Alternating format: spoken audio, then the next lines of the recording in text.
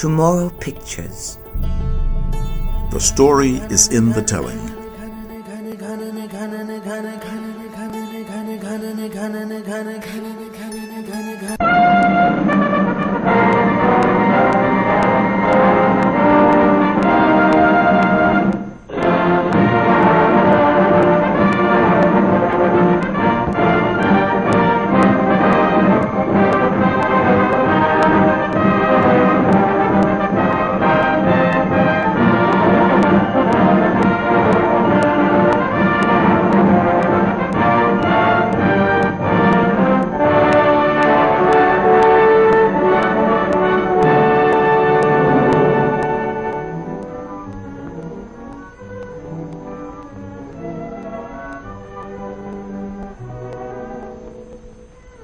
For an informal review of nuclear radiations and their effect on humans, a sunlit pool with all the trimmings serves as a suitable launching spot, offering an approach that is sufficiently scientific and scenic. A sunbather exposes herself to an assortment of radiations. Some, such as the solar rays, are heaven sent. Others are nuclear, the same as those which come from an atomic burst, and they're bombarding her from all sides. From the sky in the form of cosmic rays, from radon, a material in the atmosphere, from radioactive uranium found in the water which she just left, and in the earth on which she now lies. They aren't powerful enough to bother our bather. They're less of a hazard than the rays of the sun, which, if carelessly taken, can become too much of a good thing. With all radiations, nuclear and otherwise, it depends on the duration and intensity of the exposure. Nuclear radiations have their novel way of causing injury, but it's neither mysterious nor inescapable. Radioactivity, as represented by the ball, causes electrons to be ejected from their atoms. It's an offensive move based on ionization. Ionization disrupts the structure of atoms, of which all living matter is composed. An atom is part of a molecule, and molecules are parts of the cell. The cell is the structural and functional unit of all living matter, a tiny machine with a basic job to do. Cells, operating with thousands of other cells of various shapes and performing special chores, make up tissues and organs. Organs are departments in a complex factory, the human body, which is engaged in the manufacture of an important product, life. An atom then seems unimportant and infinitesimal, a tiny cog on a small wheel in a miniature machine which, if multiplied millions of times, forms the going concern that is you. But if enough of the cogs are broken through ionizing radiation, the gears grind, the machines falter and stop, the factory shuts down.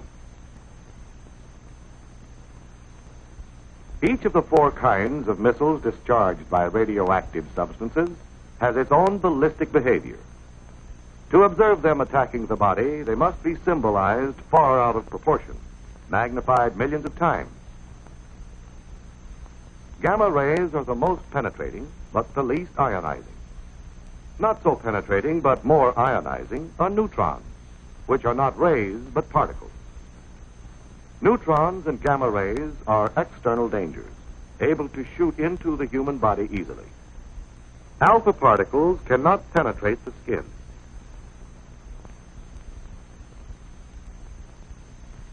Beta particles can cause surface burns if the assault is sufficiently concentrated and sustained. Both are able to gain entry through the eating and breathing of radioactive matter or via breaks in the skin. Once inside, this so-called hot stuff takes up residence in various parts of the body, giving off highly ionizing alpha and beta particles. And how long does this radio rat race go on?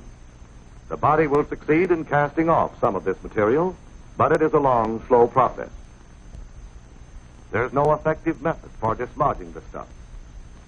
No known way of neutralizing or destroying it. There is no method of hastening its half-life, which is the time required for 50% of the substance to decay. With some substances, it is a matter of less than a second. But if you had some plutonium inside you, you wouldn't make any plans to celebrate the event. Plutonium's half-life is 24,000 years. The various kinds of cells which make up the parts of the body differ in their vulnerability to radiation. Most sensitive are lymph cells, such as those found in the tonsils. Next is bone marrow, which manufactures red and white blood cells. Then the sex cells, followed by tendons and cartilage, as in the nose. Muscles and nerves, the toughest of all. In general, cells which reproduce rapidly and whose efficient functioning depends on that ability are most affected. Radiation halts their reproduction, which is a simple process of one cell dividing into two. This destructiveness has been harnessed and put to work in the radium treatment of cancer, which consists of cells that have gone wild and multiplied too fast. The manifestations of radiation in the body are many and range from slight to severe. Loss of hair, nausea, bleeding, inability of the body to resist other ailments and make its own repairs. These are some of them, and they may be climaxed by the ultimate symptom, death itself. However, complete recovery is more probable. The illness runs a course from causes to effects. Much of the mystery surrounding it is maintained by the general public, which is determined to regard radioactivity as potent and irresistible as the evil spirits of the Indians. This can be partly explained by man's fear of dangers he cannot sense, a fear fanned into widespread misunderstanding and by sensational speculation on what radiations can do. Radioactivity is dangerous, but to say that it's deadly, period, is as misleading as giving a flat answer to the question, how high is up? The radium-treated dial of your watch, for instance, is harmless. Nuclear emanations became a threat when man isolated such hot stuff as radium and worked intimately with it, broadening its scientific, medical, and industrial use. A threat, however, that has been effectively controlled through observing caution.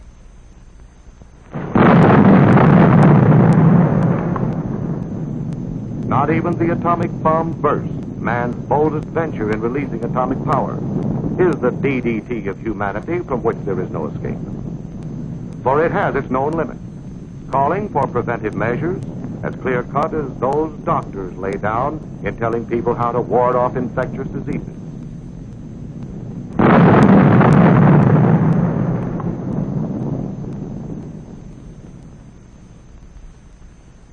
The first and obvious one is, be someplace else when it happens. Distance lends considerable enchantment to an A burst. But under some conditions, that's a hard rule to follow.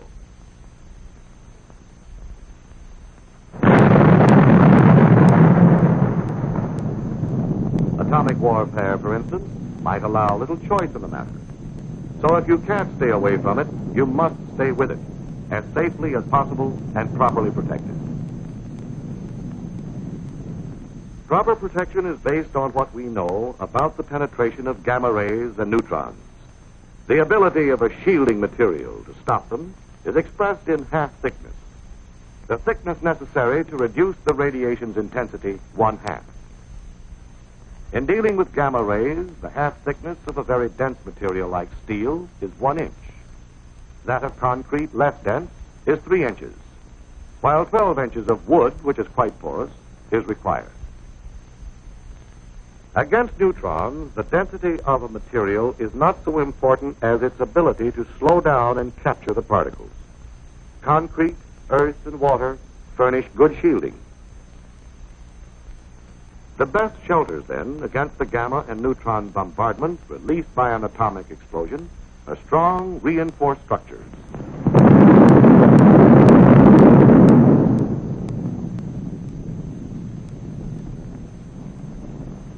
That prompt bombardment of a high aerial burst is severe but short-lived, since it is carried up into the stratosphere.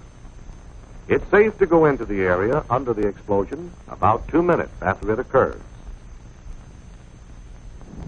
Not so with an underwater blast, however, and presumably in the event of underground and surface explosions.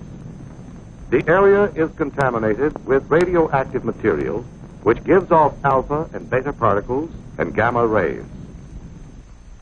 However, the material which emits alpha and beta must be taken into the body through the mouth and nose, or skin breaks, before they can carry on with their injurious ionizing. Steps to prevent the perpetration of these inside jobs include eating only food which has been inspected and passed on, guarding against breathing radioactive dust, care in handling contaminated articles such as clothing, washing them or disposing of them if badly contaminated, thorough cleaning, especially the hair and under the nails. Sound medical practice demands not only a knowledge of the way harmful agents operate, but an accurate estimate of those agents. Radioactivity is detected by various instruments, such as this Geiger counter and pocket chamber. They have as their unit of measurement the Röntgen, or fractions thereof. This dial is graduated in Röntgen, allowing for precise readings of contamination in persons and things. It will tell how much radiation the wearer has received. The human body's resistance to destructive agents and its recouping powers vary with individuals. This man might recover quickly from a rattlesnake bite. This one might succumb to a bee sting. Aware of this range of vulnerability, doctors have set extremely safe and low exposures, such as 0.3 of a Röntgen per week, as the maximum gamma radiation dose for laboratory and industrial workers with radioactive materials. They calculate that 300 to 500 times this much, 150 or more Röntgens, may bring out symptoms of sickness.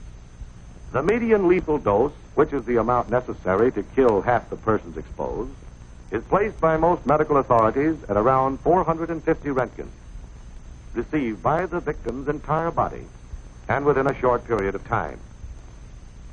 Thus, it takes a very special combination of circumstances to cause the death of a person by radiation. A combination that's a remote possibility in ordinary work with radioactive materials, and not nearly so frequent in atomic warfare as is commonly believed. But suppose that despite preparedness and preventive measures, one gets a dose sufficient to cause sickness. What then? Is this the stock answer? The unavoidable sequel? Or this? Most emphatically, it's this. Radiation illness lends itself to treatment. The treatment is symptomatic, which means that doctors relieve the symptoms or effects rather than remove the cause. To clarify, when you take aspirin to get rid of a headache, that's the symptomatic approach. Removal of an injured or infected member of the body is specific treatment. A radiation patient is bolstered in all possible ways. The body, a remarkable self-repairing machine, if given half a chance, is assisted in overcoming the effects of ionization. For example, if the patient's supply of red blood cells is down, he is given a transfusion of whole blood. If the count of white blood cells, the policemen, the anti-germ guards of the human system, is so low he can't resist infection, he gets penicillin. Medical researchers are constantly seeking to supplement symptomatic with specific therapy. The atomic bombing of Hiroshima and Nagasaki took the Japanese completely by surprise. Their medical facilities were pretty well knocked out. Nevertheless, an impressive share of radiation patients recovered, and it's estimated that good medical care might have reduced fatalities considerably. The Japanese didn't have that kind of care, yet the deaths attributed to the bomb's radioactivity made up a small part of the total, about 15%. It is reasonably assumed, though, that many who were killed by the bomb's other destructive forces sustained radiation doses that would ultimately have proved fatal. In short, they were burned and beaten into oblivion before they had a chance to die from radiation, which puts the finger squarely upon one of the major fallacies in the public attitude toward atomic weapons. It's the fallacy of devoting 85% of one's worrying capacity to an agent that constitutes only about 15% of an atomic bomb's destroying potential. And that's unsound. Doesn't fit. If you must worry, concentrate on the blast effect of an A-bomb. It's prompt and devastating. It causes a gigantic rearrangement of things, a complete change of scenery, and means sudden death to those who chance to be in the way when it's happening. Don't forget the fires that follow. Consider the flash heat, which changes the complexion of all that it strikes. Bear in mind always that blast and heat are an A-bomb's most powerful weapon, that their lethal range is greater and their effects much quicker than the radiation. Blast and heat are hazards that warrant concern but not panic, because they aren't new or novel. They're the same forces of World War II's conventional bombing, which some of you may have experienced. And you did all right. You're here.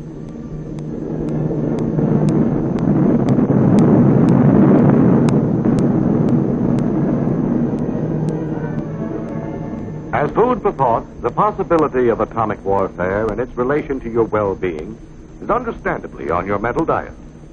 But in your thinking, adopt the realistic viewpoint of a man engaged in a gun battle. His chief fear is not that he might come down with a case of lead poisoning, but that he's apt to get an extra hole in his head. Some of the falsehoods circulated about radiation effects are trivial, but upsetting. They're beamed right at one's self-esteem. And will eventually result in a race of bald-headed people.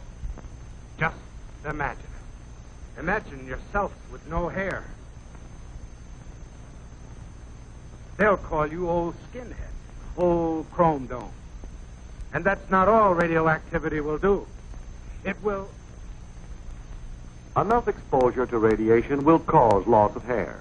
The treatment, if you'd insist, would be symptomatic. A toupee. But the condition would only be temporary. Your hair would come back. Same color, same cowlick.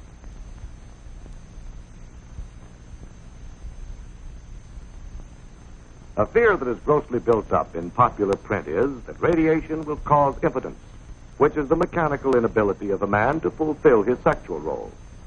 That fear won't stand examination. Another subject of misgivings is sterility. A sterile man can carry out his sexual obligations physically, but is unable to fertilize, to reproduce his kind. The estimated dose needed to bring about permanent sterility exceeds the lethal dose. So obviously sterility by radiation would be just incidental, a matter a dead man wouldn't worry about. The public has been force-fed grave suspicion that extensive use of atomic energy, as in war, might eventually result in an overabundance of freaks, suitable for sideshow exhibition. We can start picking the freak possibilities apart by looking at a sperm cell, the kind of cell that plays a leading part in reproduction. These chromosomes contain the material through which such physical characteristics as color of hair and eyes are handed down from parent to offspring. Sometimes the chromosomes are broken up. This upsets the heredity controlling material when the cell divides, and the result may be a mutation, a variation from the parent. It occurs naturally and may also be brought about by radiation. But radiations can't produce any new kinds of mutations. They can only increase the natural rate. Is the increase enough to stew about? No. We can't experiment along these lines with humans, but we can observe the effect of radioactivity on mice and fruit flies, which produce new generations so frequently that to study them for a short time is like reviewing a long span of mankind's history. These are the probabilities, and they aren't important enough to lose any sleep over. Besides, a mutation can be a good variation, an improvement over the parent. If you'll be honest with yourself, face the facts, you'll probably realize that your principal worry ought to be that your offspring will look just like you.